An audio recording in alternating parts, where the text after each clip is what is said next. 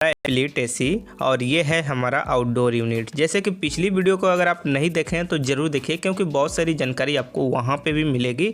इसे मैंने ओपन यहाँ पे कर दिया है पैकेज से। और यहाँ पे है हमारा पाइप जो इंडोर से आउटडोर कनेक्ट होता है। दो तरह का पाइप होता है हमारा क्वार्टर सेक्शन, जैसे पतला पाइप होता है, एक मोटा पाइप होता है। और ये जो केबल है आउटडोर से इंडोर में कनेक्शन करने के लिए दिया गया है। अब चलिए सबसे पहले हम क्या करेंगे, आपको दिखलाएंगे इसमें जो टूल्स इस्तेमाल होगा। जैसे यहाँ पे गेज वाल है और ग्रिप स्क्रू है, फास्टनर है कसने के लिए। गेज वाल से लीकेज और प्रेशर चेक किया जाता है। तो यहाँ पे तो हम लीकेज चेक करके आपको दिखलाएंगे। उसके बाद ये हमारा ड्रिल मशीन है। ड्रिल मशीन में दो तरह के बीट है, एक जो छोटा पतला है 6 mm का, वो ग्रिप स्क्रू कसेंगे, और मोटा वाला जो बड़ा है उससे ड्रिल करेंगे पाइप बाहर ले जाने के लिए, इंडोर से आउटडोर के लिए। और यहाँ पे टूल्स वगैरह है, जैसे कि प्लायर है, स्क्रू ड्राइवर है, वायर स्टिपर है, और यहाँ पे हमारा टेफ्लॉन टेप है। इसका इस्तेमाल किया जाता है अगर लीकेज हो जाए तब। लेकिन कोशिश कीजिए कि टेफ्लॉन टेप आपका नहीं लगे और लीकेज नहीं हो, अच्छी तरह से आपका फ्लेयरिंग बोल्ट से ही एयर बंद हो जाए। और यहाँ पे मेजरमेंट टेप है, हैमर है, सिंजल है, एलेंकी है। अब यहाँ पे सबसे पहले हम चलेंगे जो इंडोर यूनिट है, यहाँ पे जो पीवीसी पाइपिंग वगैरह दिया गया है, पॉली बैग, इसको रिमूव करेंगे। और यहाँ पे सबसे पहले इंडोर यूनिट को बैक साइड इस तरह से पलट लेंगे। अब यहाँ पे सबसे पहले क्या करेंगे, हम स्क्रू ड्राइवर लेंगे और ये जो स्क्रू दिख रहा है इसको हम खोलेंगे। ये हमारा माउंटिंग प्लेट है, जहाँ पे भी हम इंडोर यूनिट लगाएंगे वहाँ पे सबसे पहले हमारा माउंटिंग प्लेट लगेगा और इसी पे हमारा इंडोर यूनिट लगता है। और ये हमारा पाइप है।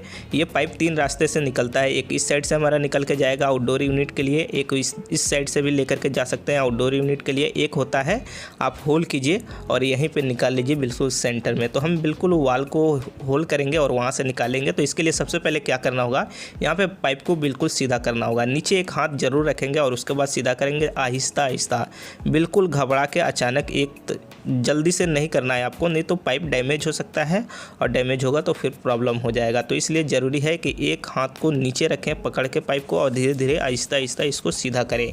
तो इस तरह से हम यहाँ पर सीधा कर लिए हैं। अब क्या करेंगे, हम सबसे पहले ये जो आपको दिख रहा है कैप, इस कैप को खोलेंगे। इसमें गैस होता है, कंपनी एक बार गैस इसमें डाल करके भेजती है कैप पहना करके। अगर इसमें गैस है तो समझिए कि आपका जो कंडेंसर है वो लीक नहीं है। तो यहाँ पे एक कैप खोल दिया। अब दूसरा कैप भी हम खोलेंगे, छोटा वाला। अब इसमें से गैस तो नहीं निकलेगा क्योंकि एक साइड से निकल गया है। नीचे से एक हम क्या किए हैं, एडजस्ट पाना लगा दिए हैं ताकि पतला पाइप है हमारा डैमेज नहीं हो। अगर मोटा वाले में भी हार्ड होता, अगर नहीं खुलता तो हमें पाना लगाना पड़ता। अब कैप को फिर हम लगा दिए ताकि इसमें किसी तरह का कचरा नहीं जाए। जब पाइप हम कनेक्ट करेंगे उस समय खोल लेंगे। अब हम क्या करेंगे, फ्रंट साइड से यहाँ पे जो स्क्रू ये दिया गया है इसको खोलेंगे और इसमें जो कवर है इसको निकालेंगे। और यहाँ से हमारा वायर जाता है आउटडोर यूनिट के लिए कनेक्शन किया जाता है। सबसे पहले एक नीचे दिया गया है जो वायर को लॉक किया जाता है ताकि वायर खींचने से हमारा खिंचाए नहीं और प्रॉपर तरह से एक जगह पे स्थिर रहे। तो इसको भी हम यहाँ पे खोल लेते हैं। अब क्या करेंगे, यहाँ पे हम वायर का कनेक्शन करेंगे। सबसे पहले इसको बैक साइड करते हैं और जो वायर दिया गया है पाइप के साथ, यानी इस AC के साथ, जैसे ये, इस वायर को यहाँ पे खोलेंगे और इस वायर को यहाँ से डालेंगे। कैसे डालते हैं, जैसे यहाँ पे देख लीजिए, यहीं पे हमारा वायर जाएगा। ठीक है, यहाँ से वायर हमारा चला जाता है उस साइड। जैसे यहाँ से हम डाल दिए और यहाँ से हमारा वायर इस साइड, फ्रंट के साइड जहाँ पे हम खोले थे यहीं पे निकल जाता है। जैसे यहाँ पे हमारा निकल गया है। इसको हम खींच लेंगे और खींचने के बाद यहाँ पे हम कनेक्शन कर देंगे। अब जैसे कि यहाँ पे क्लियर तरह से लिख दिया गया रहता है और उसके हिसाब से भी आपको कनेक्शन करना है। और जो AC का आपका बॉक्स रहता है उस पर भी कनेक्शन दिया गया रहता है, तो आपको सेम उसी तरह से कनेक्शन करना है। सबसे पहले हम यहाँ पे फेस का कनेक्शन करेंगे, उसके बाद न्यूट्रल का कनेक्शन करेंगे, उसके बाद बॉडी अर्थ जो होता है उसका कनेक्शन करेंगे। तो जैसे ये न्यूट्रल का हमारा दूसरा हो गया और उसके बाद तीसरा वाला जो है यहाँ पे बॉडी अर्थ करेंगे। और थोड़ा सा भी लूज नहीं होना चाहिए वायर, एक बार चेक कर लीजिएगा, स्क्रू को लूज बिल्कुल नहीं होना चाहिए, फुल टाइट होना चाहिए। उसके बाद क्या करेंगे, इस वायर को यहाँ से जो लॉक करने वाला जो है इसको भी यहाँ पे अच्छी तरह से कस देंगे वायर, ताकि हमारा लॉक हो जाए, ताकि खींचने पे हमारा इधर से खिंचाए नहीं। तो यहाँ पे प्रॉपर तरह से टाइट कर देंगे। ये हो गया हमारा कनेक्शन। ये वायर जाएगा हमारा आउटडोर यूनिट में और कनेक्ट हो जाएगा। यहाँ पे फिर कवर लेंगे ये और यहाँ पे स्क्रू लेंगे और स्क्रू लेकर के इसे बंद कर देंगे। अब क्या करते हैं, इसे फिर से हम पलट देते हैं। पलट करके इसके बैक साइड चलते हैं। बैक साइड हमेशा वायर को ध्यान में रखिएगा कौन सा आउटडोर यूनिट में जाएगा। और ये ड्रेन का पाइप है, इसमें से थोड़ा थोड़ा पानी गिरता है। और उसके बाद क्या करेंगे, यहाँ पे माउंटिंग प्लेट रखेंगे ताकि हमको मेजरमेंट करके होल करना है जो पाइप हमारा निकलेगा। इसलिए सबसे पहले क्या करेंगे, चलेंगे जिस जगह पे हमको इंडोर यूनिट लगाना है, यहाँ पे हम क्या करते हैं, थर्मोकोल डाल देते हैं। इसे बाद में हम निकाल भी सकते हैं ज़रूरत पड़ने पे। अब चलिए हम क्या करेंगे, सबसे पहले चलेंगे जिस रूम में हमको लगाना है। जैसे इस रूम में इस वाल पे यहाँ पे लगाना है। यहाँ पे एक बल्ब का पॉइंट था पहले, अब ये बंद हो गया। अब यहाँ पे इंडोर यूनिट जो हम लगाएंगे, मिनिमम जो सेलिंग से होता है वो 5 इंच गैप होना ज़रूरी है। अगर ज़्यादा है तो कोई प्रॉब्लम नहीं है, दोनों साइड से भी आपको 5 इंच 6 इंच ज़रूरी है गैप रखना। अगर ज़्यादा है तो कोई प्रॉब्लम नहीं है। जैसे यहाँ पे हमारा ज़्यादा है तो हम सेलिंग से डायरेक्ट जो होल है उसको 2 फीट पे ही कर देते हैं, क्योंकि हमारा गैप ज़्यादा है तो कोई प्रॉब्लम नहीं है। अब उसके बाद क्या करेंगे, इस वाल की सेंटर निकालेंगे। जैसे जो हमारा वाल है कितना चौड़ा है, इस वाल को मेजरमेंट करेंगे और इसका सेंटर निकालेंगे, क्योंकि सेंटर में लगाएंगे तभी जाके हमारा अच्छा लगता है। जैसे ये हमारा सेंटर हो गया।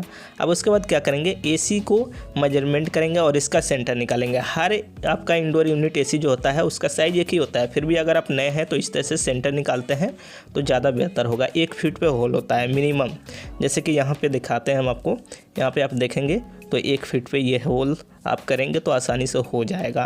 तो यहाँ पे क्या करेंगे, हम 1 फीट पे मार्किंग करेंगे और यहाँ पे मिनिमम 2 इंच मोटा होल किया जाता है। ठीक है। अब ऊपर सेलिंग से फिर हम यहाँ पे सेंटर निकाल लिए और यहाँ पे हम होल करेंगे। यहाँ पे सिंगल हैमर से भी कर सकते हैं, और आपके पास ड्रिल मशीन है, अगर बीट है तो आप 16 mm 20 mm के बीट से 1 2 3 होल करके आसानी से होल कर सकते हैं। जैसे कि हम ड्रिल मशीन लेंगे और यहाँ पे होल करेंगे, जैसे कि यहाँ पे हम होल कर रहे हैं। अब जैसे कि इसमें सरिया आ गया है हमारा, एक बार हम इसे निकाल दिए। अब यहाँ पे जैसे कि सरिया है तो हम क्या करेंगे, थोड़ा सा ऊपर कर लेंगे, क्योंकि यहाँ पे लिंटर है हमारा। लिंटर यानी जो बीम होता है वो है, तो कोई बात नहीं, हम थोड़ा सा ऊपर होल कर लेंगे, कोई प्रॉब्लम नहीं है हमको।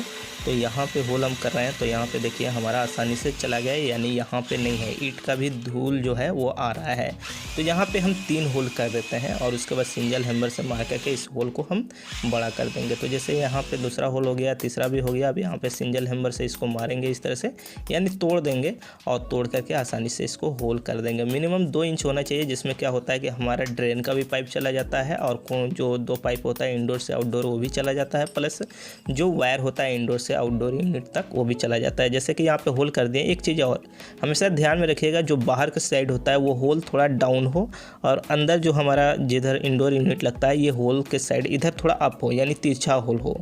अब यहाँ पे क्या करेंगे, हम सबसे पहले यहाँ पे हम मेजरमेंट करेंगे। जैसे ये देखिए, ये जो पाइप है इससे हमारा माउंटिंग प्लेट की गैप कितना रहेगा, 5 इंच होता है। फिर भी इस तरह से आप मेजरमेंट कर सकते हैं। अगर आप नए हैं तो कन्फ्यूजन आपको नहीं होना चाहिए, इसलिए हर स्टेप को हम बता रहे हैं।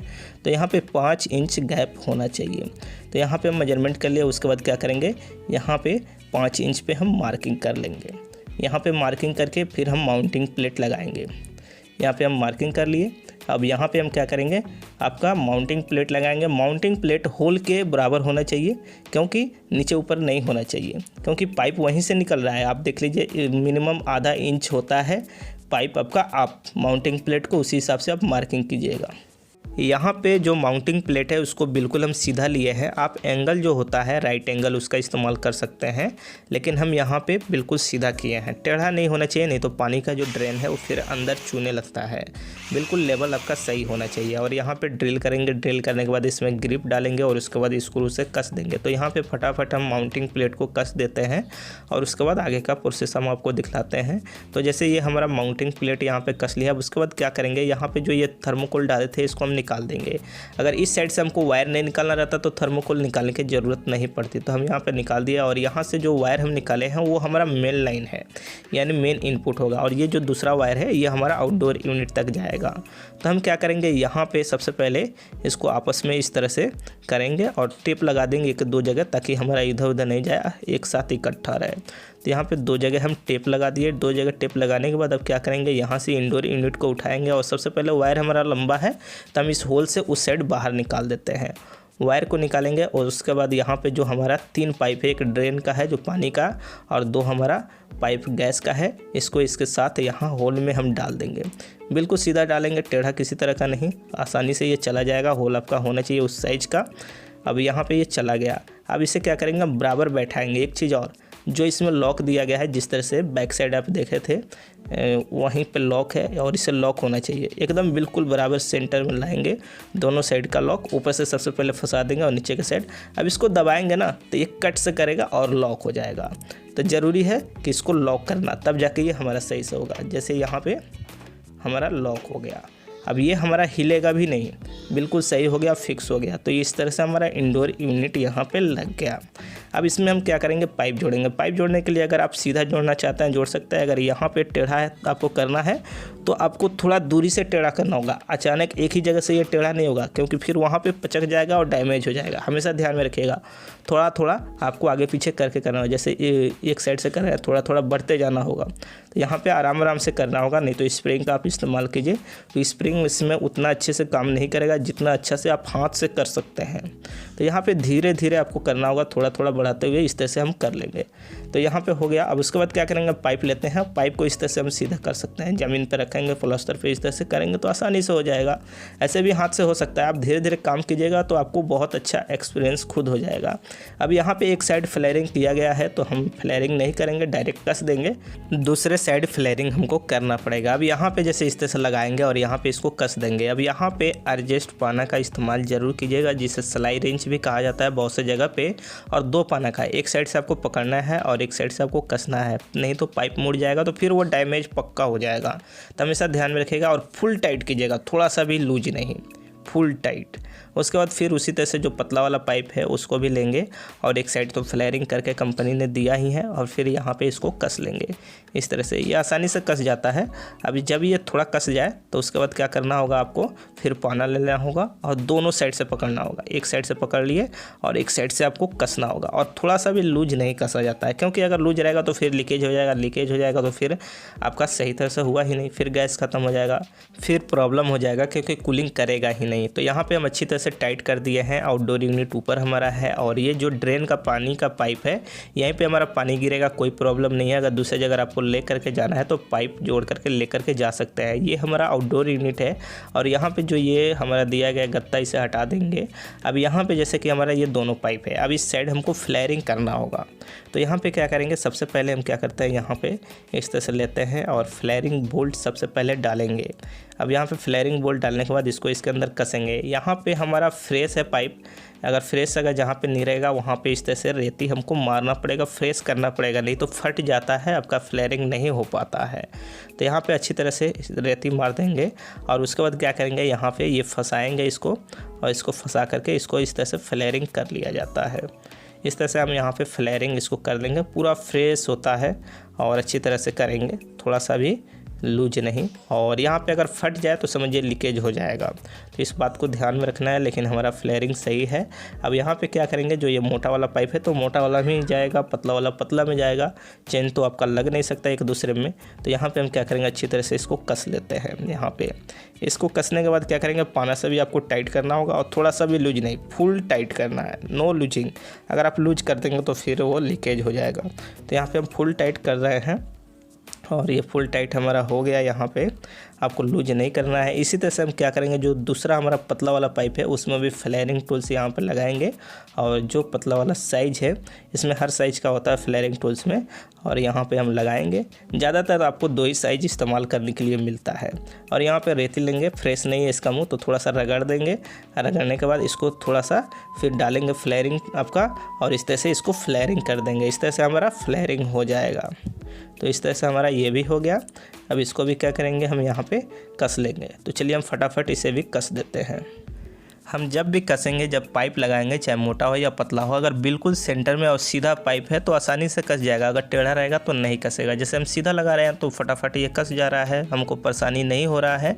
तो यहाँ पे हम अच्छी तरह से कसेंगे और टाइट पूरा करेंगे, किसी तरह का लूजिंग नहीं। हमेशा ध्यान में रखिएगा, अगर थोड़ा सा भी लूज हुआ तो प्रॉब्लम हो जाएगा आपको। अब क्या करेंगे, जो वायर है उसका कनेक्शन यहाँ पे करेंगे। जैसे इस बॉक्स में स्क्रू है, इसको खोल लेंगे, नीचे कनेक्शन भी बतलाया गया, उसी तरह से आपको करना है। यहाँ पे आप क्या करेंगे, करेंगे, तीनों वायर को लेंगे और नीचे फिर ये लॉक जो वायर का किया जाता है इसके अंदर से लेकर के आएंगे, ताकि वायर खींचने से हमारा लूज नहीं रहेगा, यानी खिंचाए नहीं। अब यहाँ पे क्या करेंगे, सबसे पहले हम फेस डालेंगे, उसके बाद न्यूट्रल डालेंगे, उसके बाद अर्थ डालेंगे जो बॉडी अर्थ है हमारा। तो यहाँ पे फिर हम फटाफट यहाँ पे कनेक्शन कर लेते हैं। चलिए, फेस हो गया, न्यूट्रल हो गया और ये हमारा अर्थ हो गया, और फुल टाइट करेंगे, नो लूजिंग। जिस तरह से यहाँ पे आपका कनेक्शन भी दिया गया है इसी तरह से कनेक्शन किया जाता है। डायग्राम दिया गया रहता है, फिर भी उस पर लिखा भी गया रहता है कनेक्टर के पास। यहाँ छोटा छोटा है, आपको दिखाई नहीं दे रहा है, लेकिन अच्छी तरह से कनेक्शन करेंगे। यहाँ पे कनेक्शन करने के बाद फिर कवर को लगाएंगे और बंद कर देंगे। अब यहाँ पे हमें गैस लीकेज चेक करना होगा और स्टार्ट करेंगे। उससे पहले हम क्या करेंगे, एक चीज़ बतला दें, जो फाउंडेशन देख रहे हैं इसमें ज़रूर फास्टनर लगा के कस दीजिए। अभी पावर सप्लाई हमारा कट गया है, जब आएगा तब ये फास्टनर ज़रूर हम लगा देंगे। अब यहाँ पे सबसे पहले गेज वाल लेंगे, पाइप लेंगे और यहाँ पे लीकेज चेक करेंगे। एक चीज़ और, R32 जो गैस होता है जिस भी यूनिट में, उसका पाइप जो रहता है अलग साइज का रहता है, R22 का अलग साइज का रहता है, 410 का अलग साइज का रहता है। तो हमेशा ध्यान में रखिए, हर पाइप हर साइज में नहीं लग सकता है। जितना नंबर का गैस है उसका पाइप अलग होता है और वहीं लगेगा। तो यहाँ पे उसी साइज का आप लगाइए। जैसे R32 है तो हमारा R32 का ही यहाँ पे लिए हुए हैं। जैसे 410 और R32 जो गैस होता है नंबर का, उसमें लगभग एक ही पाइप लगता है। अब यहाँ पे हम क्या करेंगे, ये जैसे बंद किए हैं इसे हमें सबसे पहले खोलना होगा। जैसे इसे खोल देंगे तो एयर जो रहेगा वो भी हमारा निकल जाएगा और यहाँ से गैस भी थोड़ा निकल जाएगा। तो सबसे पहले जो पतला वाला पाइप होता है यहीं से हमारा गैस आउट होता है, मोटा वाले से यहाँ पे इन होता है। तो यहाँ पे पतला वाला पाइप का ये जो नट है इसको खोलेंगे। उसके बाद एलेंकी लेंगे 5 नंबर का और यहाँ पे गैस को खोलेंगे। जैसे यहाँ पे ध्यान से सुनिएगा, खोलेंगे तो थोड़ा सा निकलेगा, आपको आवाज़ भी सुनाई देगा। जैसे यहाँ पे हमारा गैस निकल रहा है। अब यहाँ पे हम बंद कर दिए वाल को। यहाँ पे बंद करने के बाद यहाँ पे एलेंकी भी बंद कर दिए हैं और इतना पे गैस हमारा रुक जाएगा। अब यहाँ पे हम क्या करेंगे, सबसे पहले नोट कर लेंगे कि हाँ इतना हमारा गैस है, ठीक है। अब यहाँ पे फुल टाइट कर देंगे जो हमारा वाल है उसको, प्लस यहाँ पे एलेंकी निकालेंगे और इस नट को खोल के यहाँ पे भी चेक कर लेंगे। ऐसे तो टाइट रहता ही है, टाइट कर देंगे। अब यहाँ से 20 से 25 मिनट हम वेट करेंगे कि हमारा प्रेशर घट रहा है या बढ़ रहा है। तो जैसे कि आधा घंटा हो गया, यानी 30 मिनट हो चुका है और ये प्रेशर नहीं घटा, यानी सही है, लीकेज नहीं है। अब यहाँ पे पाइप खोलेंगे और गैस को हम पूरा खोल देंगे। एक चीज़ और बतला देना चाहते हैं कि कहीं कहीं पे क्या होता है, दूसरा तरीका होता है एक लीकेज चेक करने के लिए। पानी डालते हैं, पानी डालने के बाद हम इसमें सर्फ डालेंगे जो कपड़ा धुलते हैं और इसको मिला देंगे आपस में, और इससे हम जॉइंट वगैरह जहाँ नट वगैरह कसे हैं उस पर डालेंगे और उस पर से बुझ अगर बिकता है या नियर रहेगा तो दिखाई दे देता है। लेकिन सबसे अच्छा तरीका होता है गेज वाल का। जैसे ये वोल्टास का ही एसी है और यहाँ पे हम क्या किए हैं, इस तरह से चेक किए हैं। बहुत पुराना है ये, लगभग बहुत दिन पहले की बात है, और यहाँ पे टेफ्लॉन टेप भी लगाना पड़ा था, तब जाके लीकेज बंद हुआ था। अब यहाँ पे जैसे कि जो लीकेज हम इस तरह से चेक कर लिए हैं तो यहाँ पे बुझ नहीं कर रहा है तो सही है। अब इस तरह से क्या करेंगे, यहाँ पे सबसे पहले पतला वाला जो पाइप है इसमें से खोल देंगे पूरा एलेंकी, फिर उसके बाद मोटा वाला भी खोल देंगे।